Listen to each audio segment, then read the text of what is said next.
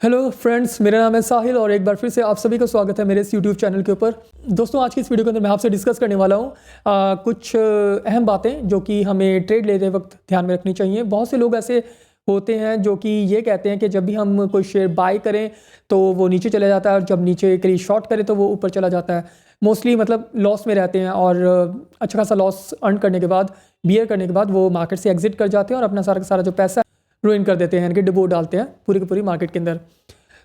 दोस्तों, मैं आपको बस यही चीज़ कहूँगा कि दो रीज़न होते हैं कि आप लोग अपने पैसे को लूज़ करते हैं। फर्स्ट कंडीशन तो ये होता है कि आपका जो सिलेक्शन ऑफ स्टॉक है, यानी कि जिस स्टॉक के अंदर आपने इन्वेस्ट किया है वो सिलेक्शन ऑफ स्टॉक ही आपका सही नहीं है। दूसरी कंडीशन ये होती है कि आपकी मनी मैनेजमेंट जो है वो आप किस तरीके से कर रहे हो, यानी कि इन्वेस्टमेंट जो है वो किस तरह से कर रहे हो, जिससे कि आपका रिस्क भी मैनेज हो जाएगा और साथ के साथ आपका जो कैपिटल है वो भी पूरी तरह रुइन नहीं होगा, यानी कि वो डिस्ट्रॉय नहीं होगा। तो ये दो चीज़ें बहुत ज़्यादा मैटर करती हैं, पहली स्टॉक और दूसरी मनी। अगर आप दोनों को सही तरीके से अगर आप यूज़ करोगे ना तो आपको हमेशा प्रॉफिट ही देखने को मिलेगा अपनी सारी ट्रेड्स के अंदर। तो गाइज़, इसी बात के ऊपर मैंने आज अपनी इस वीडियो को बनाया है, तो प्लीज़ मेरी इस वीडियो को शुरू से लेकर आखिर तक ज़रूर देखिएगा, बिकॉज मेरी वीडियो काफ़ी ज़्यादा इंफॉर्मेटिव होने वाली है। तो चलिए शुरू करते हैं अपनी इस वीडियो को।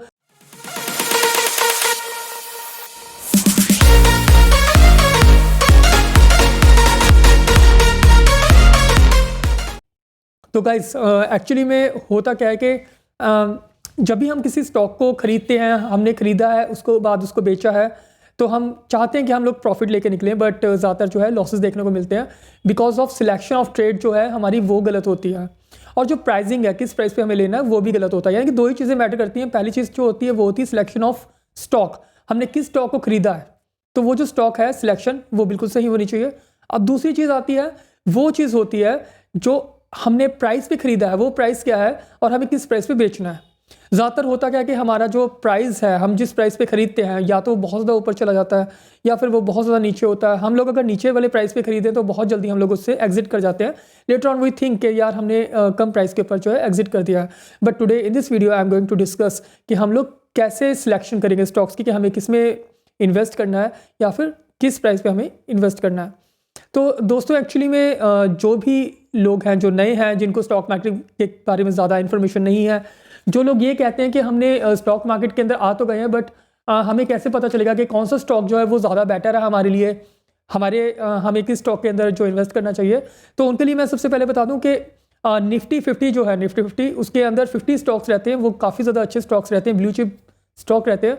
तो उन स्टॉक्स के अंदर आप लोग जाके उनमें से किसी भी स्टॉक के अंदर आप लोग ट्रेड ले सकते हैं। तो वो आपके लिए, जिनको नहीं पता है स्टॉक मार्केट में शेयर्स के बारे में ज़्यादा, जो नए आए हैं और वो इन्वेस्ट करना चाहते हैं, तो वो उन्हीं शेयर्स को हाथ लगाएं जो कि निफ्टी 50 के टॉप के स्टॉक्स हैं।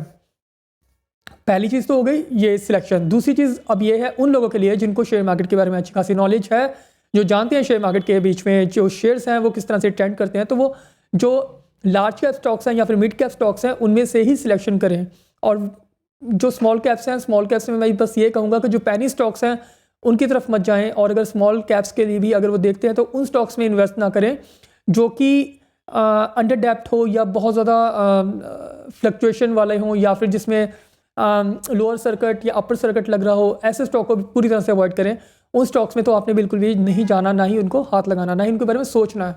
यानी कि आपको वो अपने वॉच लिस्ट में से भी निकाल देना चाहिए ऐसे स्टॉक्स को। सिर्फ उन्हीं स्टॉक्स में आप डील करो जो स्टॉक्स जो हैं लार्ज कैप है या फिर मिड कैप स्टॉक्स हैं अभी के लिए, जो जिनकी शिकायत ये रहती है कि हम लोग इन्वेस्ट करते हैं नीचे आ जाता है, नीचे करते हैं तो ऊपर चला जाता है। तो उनके लिए मैं ये बात बोल रहा हूँ कि आप लोग सिर्फ उन्हीं स्टॉक्स को बाय करें जिनके बारे में मैंने अभी आपको बताया है।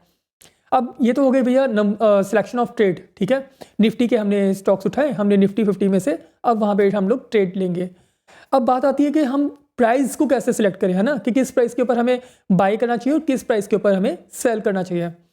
तो गाइज, सिलेक्शन ऑफ ट्रेड होने के बाद हम लोग अब प्राइसिंग के बारे में जब बात करने लगे हैं, तो प्राइसिंग में मैं आपको एक चीज़ बताना चाहता हूँ कि इन्वेस्टमेंट करने के लिए जो आपके पास टेक्निक है ना, वो भी एक मैटर करती है बहुत ज़्यादा, कि आप किस तरह से इन्वेस्ट कर रहे हो। बिकॉज आपके पास सपोज कर लीजिए 1 लाख रुपीज़ है इन्वेस्ट करने के लिए। अब 1 लाख रुपए जो है आप उसको किस तरह से, जो मैं आपको बता रहा हूँ that is called money management, कि आप इन्वेस्टमेंट जो है वो किस तरीके से कर रहे हो, उसको मनी मैनेजमेंट हम भी कहते हैं। हमारे पास जो हमारा पैसा होता है हम उसको किस तरह से मैनेज करें ताकि हम हमेशा वहाँ से प्रॉफिट लेके निकले, ना कि लॉस। आपके पास 1 लाख रुपीज़ है एग्जाम्पल, तो उसमें से आप लोग उसी 1 लाख को 3 हिस्सों में भी डिवाइड कर सकते हो और 2 हिस्सों में भी डिवाइड कर सकते हो। देखिए, अगर आपके पास कैपिटल ज़्यादा है इन्वेस्ट करने के लिए तो आप उसको 4 में भी डिवाइड कर सकते हो, 3 में भी, 2 में भी। पूरी कैपिटल एक साथ इन्वेस्ट ना करें। तो आपने 2 हिस्सों में मान लीजिए डिवाइड किया है, यानी कि 50,000 में डिवाइड कर दिया। अब आपने जो स्टॉक सिलेक्ट किया है उस स्टॉक को आपने बाय करना है 50,000 से। 50,000 में सबसे पहले तो आपने स्टॉक को उसको सिलेक्ट करना है। आपने ये देखना है कि जो स्टॉक आपने ले रहे हो, जिसमें आप इन्वेस्ट करने लगे हो, आपको एक चीज़ पहले बता दूं कि होमवर्क करना बहुत ज़्यादा ज़रूरी है। यानी कि अगर आपने स्टॉक भी सिलेक्ट कर लिया है तो कम से कम आप एक दिन पहले, जिस दिन आपने इन्वेस्टमेंट करनी है उससे एक दिन पहले आप उसके लिए होमवर्क करें। यानी कि उन स्टॉक्स को आप देखें कि कौन कौन से स्टॉक्स हैं निफ्टी 50 के अंदर, कौन कौन से स्टॉक्स हैं, और उन स्टॉक्स के अंदर कौन से ऐसे स्टॉक्स हैं जो कि जिनके अंदर फ्लक्चुएशन जो है, मंथली फ्लक्चुएशन कम से कम अच्छी चल रही है। यानी कि ऊपर जाता है तो नीचे भी आता है, नीचे जाता है तो ऊपर भी आता है। ठीक है, ऐसे स्टॉक्स हमें लेने हैं। ऐसे स्टॉक्स को बिल्कुल अवॉइड करना है जो स्टॉक्स कॉन्टीन्यूसली ऊपर जा रहे हैं या कॉन्टीन्यूसली नीचे जा रहे हैं।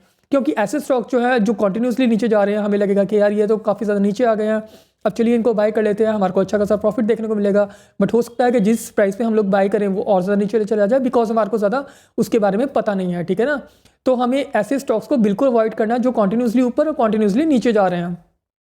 तो हमें वो चीज़ देखनी है। दूसरी चीज़, हमने जब इन्वेस्ट करना है, यानी कि हमने जो होमवर्क करना है, होमवर्क करते वक्त हमने ये भी चीज़ देखनी है। एक तो जो चार्ट है वो 1 डे का चार्ट लगाना है। 1 डे 15 मिनट्स या 20 मिनट्स ऐसा कुछ मत करना, सिर्फ 1 डे का चार्ट लगाना। 1 डे के चार्ट में आपने ये देखना है कि जिस स्टॉक को हम लोग देख रहे हैं उसमें फ्लक्चुएशन जो है अच्छी बनी हुई हो पिछले 1 महीने की कम से कम। उन स्टॉक्स को हमने चुन के रख लिया, जैसे 5-6 स्टॉक जो हमने चुन के रख लिए। अब अगले दिन मार्केट ओपन होती है, अगले दिन जब मार्केट ओपन होगी तो हमने ये चीज़ देखनी है कि जो मार्केट ओपन हुई है वो नेगेटिव ओपन हुई है या पॉजिटिव ओपन हुई है। ठीक है, तो अगर तो नेगेटिव ओपन हुई है तो हमें वेट करना है तब तक जब तक हम देखते हैं भैया पॉजिटिव नहीं हो जाती। ठीक है, तो हमें तब इन्वेस्टमेंट करनी है। पर चलिए लेट इट बी के नेगेटिव या positive, what ever the market mood is, हम लोग इन्वेस्ट कर देते हैं। आपको नहीं इस चीज़ की समझ लग रही है इन केस, तो फिर आप इसको ओमिट करें, छोड़ दें। आप जस्ट इन्वेस्ट करें उस स्टॉक को जिसको आपने देखा, एक रात पहले होमवर्क किया। ठीक है, 2 स्टॉक्स आपने ले लेनी है, 3 स्टॉक्स आपने, जो भी नंबर ऑफ स्टॉक्स आपने सिलेक्ट किया, एक स्टॉक आपने बाय कर लिया 50,000 का। अब जो स्टॉक आपने बाय किया है, आपने उसमें एक टारगेट लेके चलना है कि ठीक है ये इतना ऊपर आता है, इतना नीचे भी आता है, इतना ऊपर आता है, इतना नीचे भी आता है, 10 रुपये की मूवमेंट रहती है। ठीक है, तो आपने 10 रुपये का या 15 रुपये का जो भी आपने टारगेट लेना है वो टारगेट आपने लगा देना वहाँ पे कि अगर इस रेट पे आता है, 10 रुपये के रेट पे आता है, यानी 10 रुपये ऊपर आता है वो, तो एग्जिट हो जाए। चाहे वो आज के दिन में ही आ जाए तो एग्जिट हो जाए, अगर आज नहीं आता तो कोई बात नहीं, हम आगे को किसी दिन उसको एग्जिट मारेंगे। ठीक है, तो अब आप लोगों ने क्या किया है, परचेज़ किया 50,000 का और उसको टारगेट लगा के छोड़ दिया। मान लीजिए आज वो नहीं निकला तो हम उसको कैरी फॉरवर्ड में डाल देंगे, बिकॉज हमने पूरा कैश देना है, पूरा कैश दे के ही हमने परचेज़ करना है। ठीक है, हमने उधार नहीं लेना, यानी कि ई मार्जिन वगैरह में नहीं जाना है और इंट्राडे वगैरह में तो बिल्कुल भी नहीं जाना है। बिकॉज ये जो मैं चीज़ आपको बता रहा हूँ ये कैरी फॉरवर्ड के लिए, यानी कि शॉर्ट टर्म ट्रेड के लिए मैं आपको बता रहा हूँ कि किस तरह से आप हमेशा प्रॉफिट में रह सकते हैं। तो आपने जो है उसको कैरी फॉरवर्ड कर लिया, बिकॉज वो अच्छा खासा प्रॉफिट नहीं दिया या हमारे टारगेट को हिट नहीं किया या फिर उसका वो लॉस में चला गया, मार्केट ने साथ नहीं दिया, वो लॉस में चला गया, नेगेटिव न्यूज़ आई, लॉस में चला गया, कोई अनसर्टेन अनफॉर्चुनेट कंडीशंस ऐसी होती हैं समटाइम्स, तो वो लॉस में चला गया। ठीक है, तो हो सकता है वो लॉस में चला जाए। आपने जिस रेट पे खरीदा था उससे 10 रुपये का तो आपने टारगेट ऊपर का लगाया, वो तो 15 रुपये नीचे चला गया या 20 रुपये नीचे चला गया, होता है ना, हमारे साथ ऐसे ही होता है। और हम लोग यही कहते हैं कि हम ऊपर के लिए तो नीचे और नीचे के लिए तो ऊपर चला जाता स्टॉक, लॉसेस तो होते ही होते हैं। तो अभी क्या करना है, आप लोगों ने वेट करना है आराम से, ठंडे दिमाग के साथ, कोई जल्दबाजी नहीं करनी, आराम से वेट करो। देखो यार कितना गिर रहा है वो नीचे, हो सकता है मार्केट ही नेगेटिव मार गई हो पूरी की पूरी। ठीक है ना, निफ्टी, बैंक निफ्टी नेगेटिव चले गए हैं, आपका जो स्टॉक है पूरी तरह से नीचे जा रहा है, रेल बन गई है उसकी नीचे जाने की। Wait, don't lose your patience at all, अपने वेट करना है, उसको देखिए कब तक वो नीचे जा रहा है, आज, कल, परसों, एक हफ्ते तक आप उसको नोटिस कीजिए। जब आपको लगेगा ना कि यार अब मार्केट स्टेबल हो गई है, अब आपका स्टॉक जो है वो स्टेबल हो चुका है, नीचे गिरना रुक गया है, अब एक दिन जो है उसको लग गया है, वो आज ऊपर आया और कल कभी आपको लगा कि यार अब ऊपर आ रहा है स्टॉक, धीरे धीरे धीरे धीरे ऊपर आना शुरू हो गया, यानी कि अब स्टेबिलिटी आ चुकी है, उसको एक दिन आपने ज़रूर वॉच करना है कि वो आज पॉजिटिव रह रहा है और दूसरे दिन भी आप वॉच करो कि पॉजिटिव रह रहा है। ठीक है, अगर आपको लग रहा है कि ये पॉजिटिव रह रहा है और अभी ये रुक चुका है, थम चुका है नीचे गिरना, अब ये धीरे धीरे ऊपर आना शुरू हुआ, तब आप जो 50,000 और आपके पास पड़े हैं वो इन्वेस्ट कर सकते हो।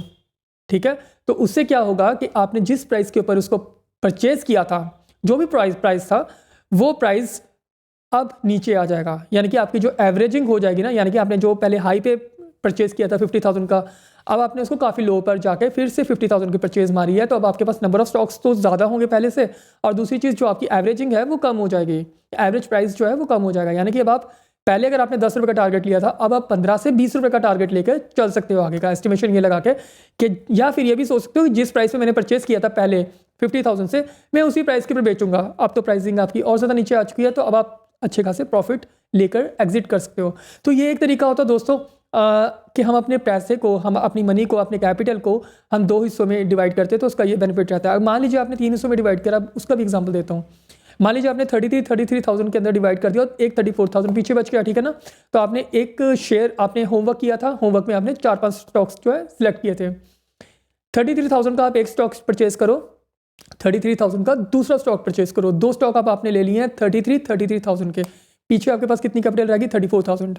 Just now wait, same condition, अगर स्टॉक नीचे आ गए दोनों या दोनों में से कोई एक, तो जो नीचे आ गया उसकी वेट करो, जब वो थम जाए नीचे आना और उसके बाद अब ऊपर आना शुरू हो रहा है, तब आपने अपनी वो 34,000 की जो कैपिटल है वो उसमें इन्वेस्ट करनी है। और जो पहले वाला स्टॉक है अगर वो प्रॉफिट में है, दोनों इश्यूज आप उसमें टारगेट लगाओ, एग्जिट मारो। अगर दोनों ही स्टॉक नीचे आ चुके हैं तो दोनों को देखो कि कहाँ पर वो थम चुके हैं, जो थम जाए उसमें से जो 34,000 है उसका हाफ मनी इन्वेस्ट उसमें कर दो, और अगर जब दूसरा भी थम जाए तो उसमें भी कर दो। तो उससे क्या होगा, एटलीस्ट आपकी जो प्राइसिंग है वो नीचे आ जाएगी और अब आप बहुत जल्दी उसमें से प्रॉफिट आपको देखने को मिलेगा। तो ये एक तरीका होता है गाइस, जिस तरीके से आप लोग अपने पैसे का सही यूटिलाइजेशन कर सकते हैं। हम लोग एक्चुअली में करते हैं क्या है, हम लोग स्टॉक सिलेक्शन नहीं आती हमें, ठीक है। स्टॉक सिलेक्शन जो है that matters a lot, seriously a lot. तो गाइज आई होप कि आपको मेरी ये वीडियो जो है वो काफ़ी ज़्यादा अच्छी लगी होगी। मेरे चैनल को ज़रूर सब्सक्राइब कर लेना और वीडियो को लाइक करना मत भूलिएगा। और जल्दी ही आपके लिए एक और वीडियो लेकर आऊँगा जिसमें मैं थोड़ा टेक्निकल एनालिसिस के बारे में आपको बताऊँगा। हो सकता है आप में से बहुत से लोग ये ना जानते हो कि किस तरह से चार्टिंग की जाती है, चार्ट्स कैसे देखे जाते हैं, तो उनको भी मैं बताऊँगा कि आप लोग चार्टिंग जो है वो कैसे कर सकते हैं, चार्ट कैसे देख सकते हैं। तो मेरे चैनल को सब्सक्राइब कर लीजिएगा, बहुत आसान तरीक़ों से मैं आपको समझा दूंगा इन चीज़ों के बारे में। तो मिलते हैं अगली नेक्स्ट वीडियो के अंदर, अभी तक के लिए धन्यवाद, थैंक यू।